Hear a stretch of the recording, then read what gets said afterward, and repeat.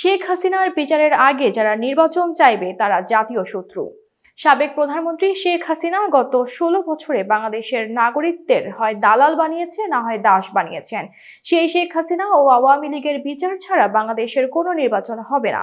যারাই নির্বাচনের আগে কোনো নির্বাচনের পায়তারা করবে তারা জাতীয় শত্রু হিসেবে ধরে নেওয়া হবে।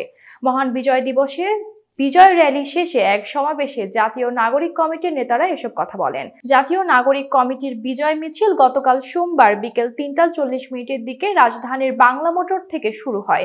এরপর মিছিলটি Shahbag Aziz super market, new elephant road, Nilkhet, Palashi হয়ে জাতীয় শহীদ মিনার এলাকায় যায়। সেখানে তখন আরেকটি কর্মসূচি চলছিল, তাই মিছিলটি টিএসসি হয়ে শাহবাগে এসে বিকেল ৫টায় শেষ হয়। সেখানেই সংক্ষিপ্ত সমাবেশ করে জাতীয় নাগরিক কমিটি। সমাবেশের সমাপনী বক্তব্যে জাতীয় নাগরিক কমিটির আহ্বায়ক নাসির উদ্দিন পাটোয়ারি বলেন, শেখ হাসিনা ও আওয়ামী লীগের বিচার ছাড়া বাংলাদেশের কোনো নির্বাচন হবে না। তিনি বলেন, আগামী দিনে যারাই বিচারের আগে কোনো নির্বাচনের পায়তারা করবে তাদেরকে জাতীয় শত্রু ও বেঈমান হিসেবে ধরে নেওয়া হবে।